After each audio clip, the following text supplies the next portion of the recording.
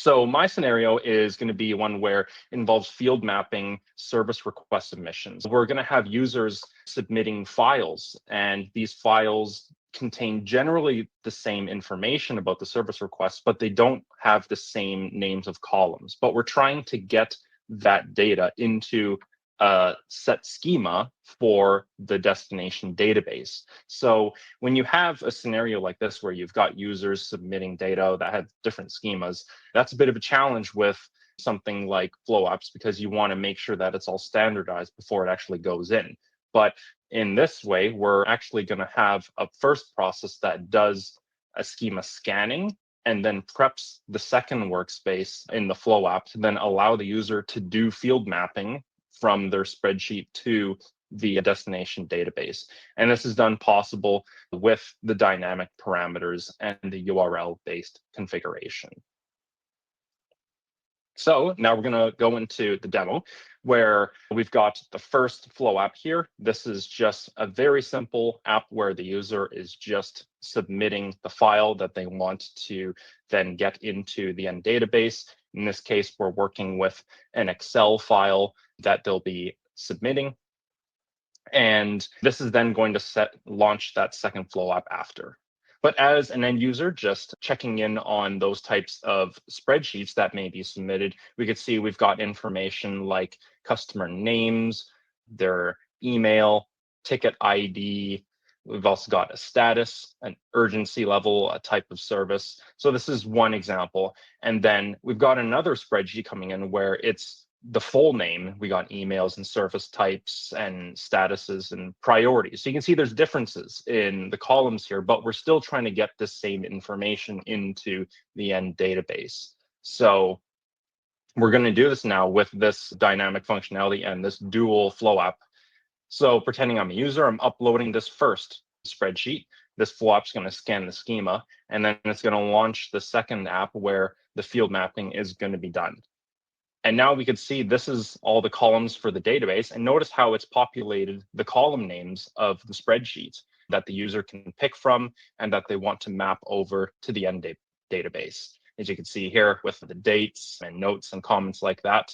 And now, if we were to just rewind it a bit and go back to that first step again and relaunch the upload process, we're now going to upload the second spreadsheet. And this one is going to go through the scanning processes again. And then once it's done scanning, it's going to launch that second app again. And we're going to see how the columns are going to change in that list of options. And you see there's the new columns in those parameters of fields that the user is going to be submitting off to the database. You're probably wondering, how was that possible? This is, again, a two-step process where you've got an upload and then you've got an actual field mapping step. In terms of the upload process, this actually doesn't involve anything dynamic. It's just a regular flow app that I've set up, and it's using the data streaming process to then launch that second flow app after it finishes running. When it comes to the field mapping, this is where the dynamic parameters are being used. So you can see that I've set up URL-based configurations, and I've enabled dynamic parameters for a set of those columns that are being field mapped, as well as that Excel spreadsheet. And notice I'm not using configuration at launch. We're just using URL-based configurations. So to walk into the workspace itself, this is the first flow app where the user's uploading the Excel file. What I'm going to do is actually trace it backwards, so that you can follow the logic of how we actually got to this point. So the writer is an HTML writer, and since we're using the data streaming service, that's what launches the second flow app. And we're doing that through a little bit of custom HTML. You could see that we're forcing a refresh of the page once this first flow app finishes running, and then we're launching the second flow app when it refreshes, as well as defining the dynamic parameters here in that URL, as well as referencing the JSON. So this is doing the preparation of those JSON parameters and then launching it right after it finishes.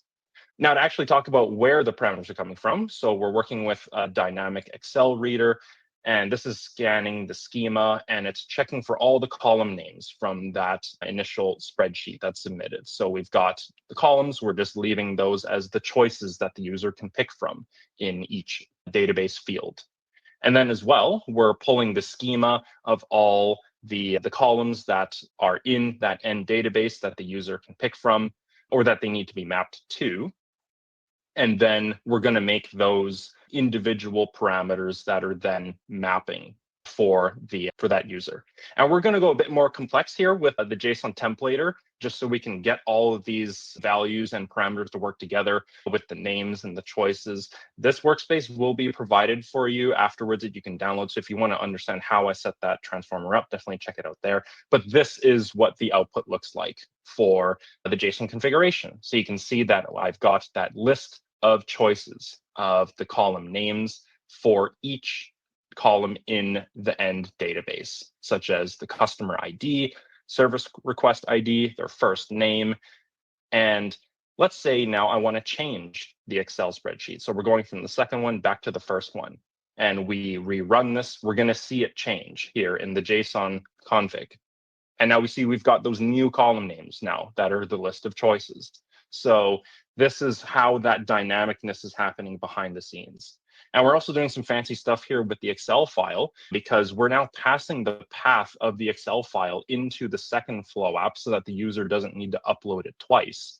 So I'm actually referencing the path of the Excel file and where it was temporarily uploaded to in that first Flow app. And we're going through the FME Flow REST API to go through the jobs endpoint to reference this job. And we're actually using the FME_job_ID macro. And this is self-referencing this Flow app. So when the user uploads the file and runs it, it then goes in through the API to get the path of the temporary upload. And then it passes it forward into the second Flow app. So that's something that you actually didn't see because that was being hidden behind the scenes in that second app. Running through this again, we're going to go through that first scenario and run that app through and watch that URL. We're notice that it's going to go from the first one and we're launching the second one. And we've now launched it with those dynamic parameters. You don't see the Excel parameter because I've opted to hide that in the Flow app, but it's still being dynamically populated by the JSON configuration, as we had shown earlier in that first workspace. And then just as a user, you just map those columns together.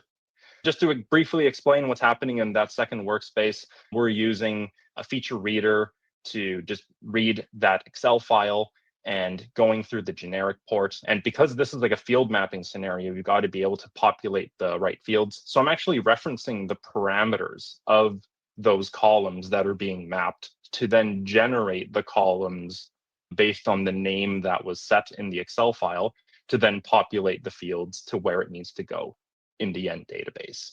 So that's how that field mapping magic happens. Just doing a little bit of validation and some joins before ultimately writing out to the Snowflake database if everything passes validation checks. And then if anything has issues, we actually make the Flow app load a validation page in the end if there were issues or not. But all of this is, again, to focus on the dynamic parameters and just to showcase how far you can go with it using a combo of URL-based configurations and chaining Flow apps together. Yeah, as mentioned, this is a decently advanced scenario, but it's really there for inspiration to get you thinking of like all the new possibilities of things you can create with this new dynamic parameter.